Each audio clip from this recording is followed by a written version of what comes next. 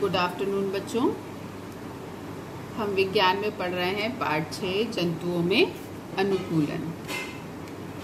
और इस पाठ में आपने बहुत ही अच्छी तरीके से कई प्रकार के जानवरों के बारे में पढ़ा कि वो किस प्रकार से अलग अलग वातावरण में अपने आप को किस प्रकार अनुकूलित करते हैं और उन जानवरों में क्या विशेषताएं पाई जाती हैं जो कि दूसरी जगह पाए जाने वाले जानवरों से, पशु पक्षियों से अपने आप को किस प्रकार से अलग करते हैं।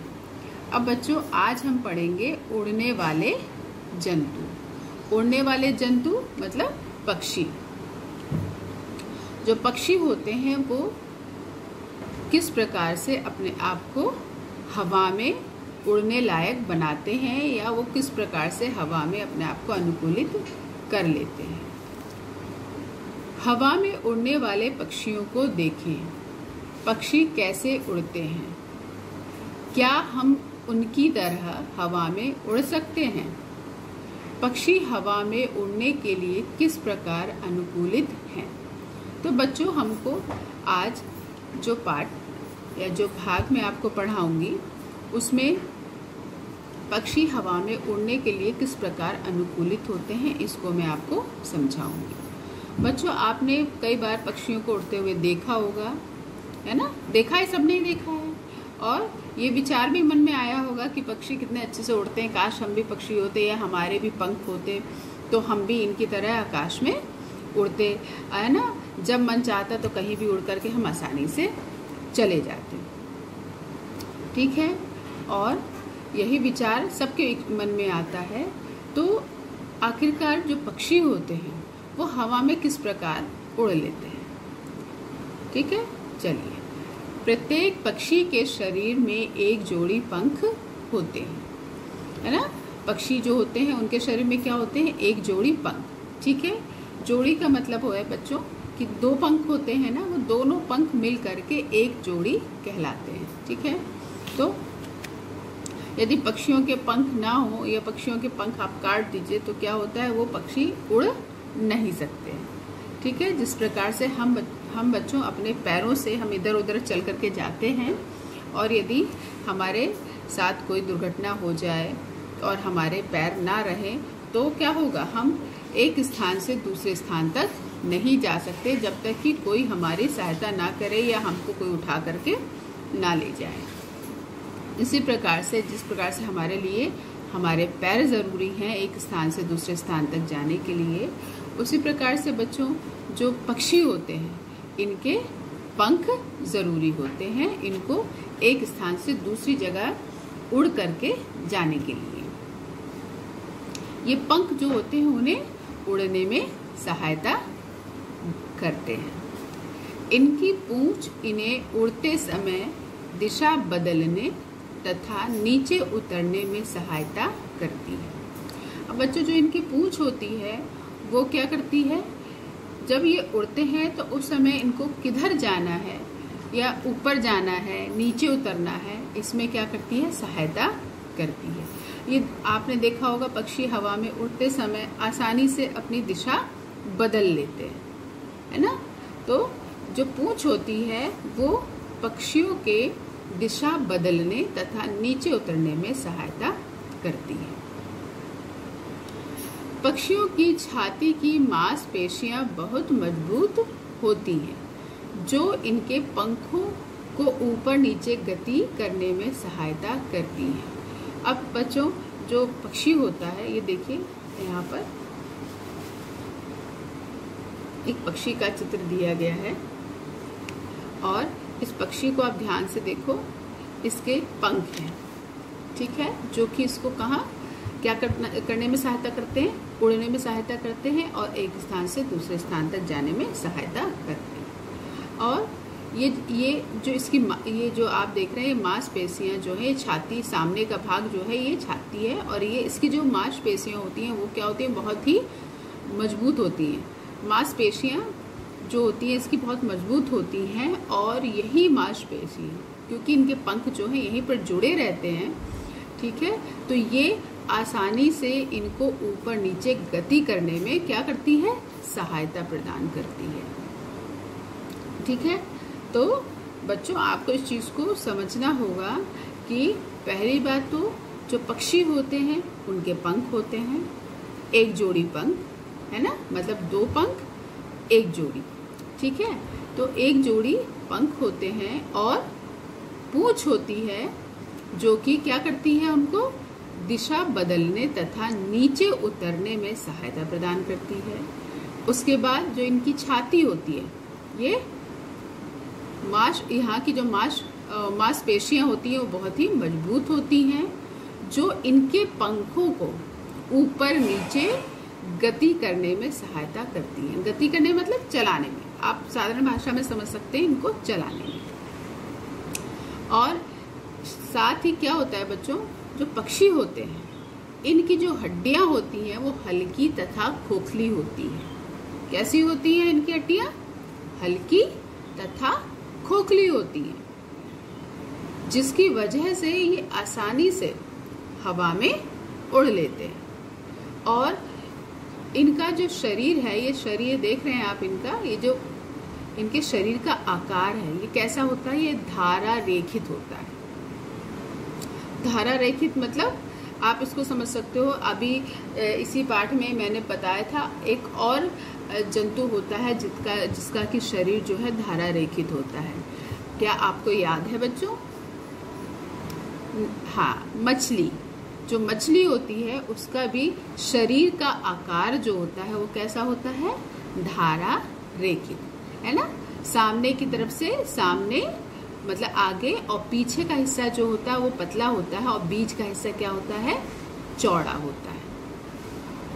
तो और यही आकार जो है, यही आकृति जो है पक्षी की भी होती है बच्चों। इसीलिए पक्षी भी आसानी से, और जो धारा रेखित शरीर होता है ये इसको आसानी से हवा में उड़ने लायक बनाता है। आपने देखा होगा कि हवा में हवाई जहाज उड़ता है। आपने कभी हवाई जहाज की आकृति को देखा है ध्यान से? हवाई जहाज भी जो होता है बच्चों वो भी आगे से और पीछे से क्या होता है, पतला होता है, और बीच का हिस्सा जो होता है उसका वो चौड़ा होता है। और वो देखो कितनी आसानी से वो हवा में उड़ता है। तो शरीर की आकृति पक्षी की कैसी होती है, धारा रेखित। तो इस प्रकार की जो शारीरिक संरचनाएं होती हैं या शारीरिक रचना होती है वो पक्षी के उड़ने में सहायता करती है। अब बच्चों हमने उड़ने वाले जंतुओं के बारे में पढ़ा कि वो किस प्रकार से अपने आप को हवा में उड़ने लायक बनाते हैं, या वो हवा में किस प्रकार से अपने आप को अनुकूलित कर लेते हैं जिससे कि वो आसानी से हवा में उड़ सके। तो इसमें जो उनका जो शरीर होता है, शरीर की बनावट जो होती है वो बहुत ज़्यादा सहायता करती है। अब बच्चों हम पढ़ेंगे कि घोंसलों से पक्षियों की पहचान। बच्चों बहुत से पक्षी ऐसे होते हैं जिनके की अलग अलग प्रकार के घोंसले होते हैं, और आपने देखे भी होंगे और आपने पता भी लगा लिया होगा कि ये किस पक्षी का घोंसला है। तो आइए हम पढ़ते हैं कि घोंसलों से पक्षियों की पहचान कैसे होती है। क्या आपने कभी किसी पक्षी का घोंसला देखा है? पक्षी अंडे देने तथा उसकी सुरक्षा के लिए घोंसला बनाते हैं। अब बच्चों घोंसला आपने देखा होगा, है ना, मैंने भी देखा है। ठीक है, अब सवाल या प्रश्न यहाँ पर ये है कि पक्षी जो है वो घोंसला क्यों बनाते हैं। तो जो बच्चों पक्षी होते हैं वो घोंसला बनाते हैं अंडा देने के लिए और उसकी सुरक्षा के लिए। ठीक है, जिस प्रकार से हमें घर की आवश्यकता होती है रहने के लिए ना, उसी प्रकार से जो पक्षी होते हैं उनको भी घोंसले की आवश्यकता होती है। तो आमतौर पर जो पक्षी होते हैं वो अपना घोंसला पेड़ की शाखाओं पर बनाते हैं। हाँ, तो बच्चों हम आपको बता रहे हैं कि आमतौर पर जो पक्षी होते हैं वो अपना घोंसला पेड़ की शाखाओं पर उसकी छोटी छोटी टहनियों का इस्तेमाल करके बनाते हैं, और साथ में वो घोंसला बनाने के लिए और भी कई प्रकार की चीज़ों का इस्तेमाल करते हैं। कौन कौन सी हैं वो? घास फूस, बाल, रुई, कपड़े के रेशे आदि की मदद से अपने घोंसले को क्या करते हैं? बनाते हैं। बच्चों, आपने घोंसले देखे होंगे तो आपने देखा होगा उसमें आपको घास फूस भी मिलेगा। मुख्यतः घास फूस से ही बनाते हैं, लेकिन साथ में कभी कभी उसमें आपको बाल भी मिल जाएगा, रुई मिल जाएगी, और कपड़े के टुकड़े जो होते हैं, छोटे छोटे टुकड़े जो होते हैं, वो भी आपको उनके घोंसलों में मिल जाएंगे। इन सब की मदद से जो पक्षी होते हैं वो अपना घोंसला बनाते हैं। कुछ पक्षी अपना घोंसला गड्ढे, झाड़ियों, पेड़ की कोटर क्या होती है बच्चों? भाई घोंसला तो आपने समझ लिया, गड्ढा भी समझ लिया, झाड़ियों भी समझ गए आपकी झाड़ियाँ क्या होती है, पर पेड़ की कोटर क्या होती है? पेड़ की कोटर होती है बच्चों, जो पेड़ होते हैं, जो पुराने पेड़ होते हैं, उन पेड़ों में देखो कि कुछ समय के बाद उनकी बीच में खाली जगह बन जाती है, उन पेड़ों के बीच में खोखला भाग बन जाता है ना। और कोई किसी वजह से कोई डाली टूट गई हो तो वहाँ का हिस्सा जो होता है वो सूख करके वो खोखला हो जाता है, तो उसको कहते हैं पेड़ की कोटर या पेड़ का खोखला भाग, ठीक है। और उसको खोखल भी बोलते हैं। चट्टानों के बीच या हमारे घरों में बनाते हैं। तो बच्चों, कुछ पक्षी तो जो होते हैं कि वो अपना घर जो होता है वो स्वयं बनाते हैं, है ना। और घर का मतलब वो घोंसला स्वयं बनाते हैं, ठीक है।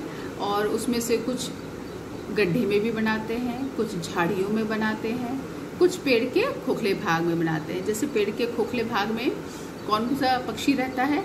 मुख्यतः तोता, है ना। जो तोता होता है वो पेड़ के खोखले भाग वाले हिस्से में रहता है, ठीक है। अब झाड़ियों में कौन कौन रहता है? झाड़ियों में जैसे तीतर है ना, और बटेर है। इस तरह के पक्षी जो होते हैं वो झाड़ियों में रहते हैं। चट्टानों के बीच या हमारे घरों में भी बनाते हैं, ठीक है। तो कुछ पक्षी ऐसे होते हैं जो अपना घर स्वयं बनाते हैं, है ना। और देखिए यहाँ पर आपके सामने कुछ चित्र दिए गए हैं, पक्षी भी दिए गए हैं, उन्हीं के साथ उनके घोंसलों के चित्र भी दिए गए हैं। तो देखो, पहला है बया। बया बच्चों एक छोटा सा पक्षी होता है बहुत, और वो अपना जो घोंसला है वो पेड़ पर बनाता है, और उसकी पतली जो टहनी होती है उस टहनी के ऊपर वो अपना घोंसला बनाता है। और यदि आप इसका घोंसला देख पा रहे हो तो देखो कि कितनी अच्छी तरीके से इसने अपने इस घोंसले को बनाया हुआ है, ठीक है। और अब उसके बाद देखो कबूतर। बच्चों, जो कबूतर होता है वो इस प्रकार का पक्षी होता है कि वो जो पुराने इमारतें होती हैं या घरों के ऊपर छतों के ऐसे हिस्से जो कि थोड़े खुले हुए हैं, है ना, वो वहाँ पर अपने घोंसले को बनाता है। और वो अपने घोंसले को बनाने के लिए छोटी छोटी टहनियों का इस्तेमाल करता है, ठीक है।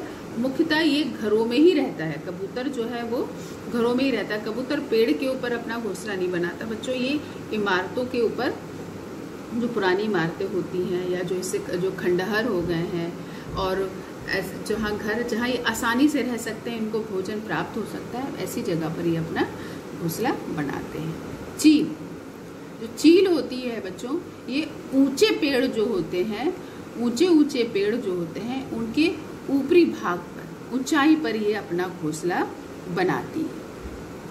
कौवा, जो कौवा होता है ये घने पेड़ जो होते हैं उनके बीच में ये अपना घोंसला बनाता है।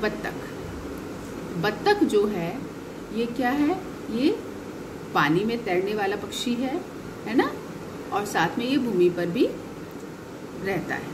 लेकिन ये जो अपना घोंसला है ये पानी के किनारे बनाता है, ज़मीन पर बनाता है, और अपने अंडे भी ये वहीं देता है। तो इस प्रकार से बच्चों आप समझ गए होंगे कि जो घोंसलों से हम पक्षियों की पहचान किस प्रकार से कर सकते हैं। अब बच्चों, किताब से जितना मैंने आपको पढ़ाया है उसी को मैंने कॉपी में लिखा है, इस काम को आपको अपनी कॉपी में लिखना है। मैं रोज़ बताती हूँ कि मैं पहले किताब से आपको समझाती हूँ और उसमें से फिर जो मुख्य बातें होती हैं उनको मैं आपको लिखने के लिए बोलती हूँ। तो आइए जल्दी से हम देख लेते हैं कि क्या क्या आपको अपनी कॉपी में लिखना है। पाठ 6, जंतुओं में अनुकूलन। उड़ने वाले जंतु। प्रत्येक पक्षी के शरीर में एक जोड़ी पंख होते हैं जो उन्हें उड़ने में सहायता करते हैं। इनकी पूंछ इन्हें उड़ते समय दिशा बदलने तथा नीचे उतरने में मदद करती है। अब इन पक्षियों की विशेषताएं। ठीक है, जो पक्षी हैं उनकी क्या विशेषताएं होती हैं। पहला, पक्षियों की छाती की मांसपेशियां बहुत मजबूत होती हैं जो इनके पंखों को ऊपर नीचे गति करने में सहायता करती हैं। दूसरा, इनकी हड्डियां हल्की तथा खोखली होती हैं। तीसरा, इनके शरीर की आकृति धारा रहित होती है। चौथा पॉइंट है बच्चों, पक्षियों का शरीर पंखों से ढका रहता है। आपने देखा होगा जो पक्षी होते हैं वो उनका जो शरीर होता है वो छोटे छोटे पंखों से ढका हुआ रहता है। घोंसले से पक्षियों की पहचान। पक्षी अंडे देने के लिए और उसकी सुरक्षा के लिए घोंसला बनाते हैं। पक्षी अपना घोंसला पेड़ की शाखाओं पर बनाते हैं। पक्षी घोंसला बनाने के लिए छोटी छोटी टहनियों, घास, रुई, बाल, कपड़ों के टुकड़े, पत्ते आदि का प्रयोग करते हैं। कुछ पक्षी अपना घोंसला झाड़ियों, पेड़ की कोटर, चट्टानों के बीच या हमारे घरों में भी बना लेते हैं। तो इस प्रकार से बच्चों घोंसले से पक्षियों की पहचान और उड़ने वाले जो पक्षी हैं वो किस प्रकार से हवा में अनुकूलित कर लेते हैं इसको पढ़ा दिया। अब आपके लिए होमवर्क है, आपको पक्षी का चित्र बनाना है। पक्षी का चित्र अभी जो आपके पाठ में दिया गया है, मैं उस चित्र को एक बार फिर से आपको दिखा देती हूँ।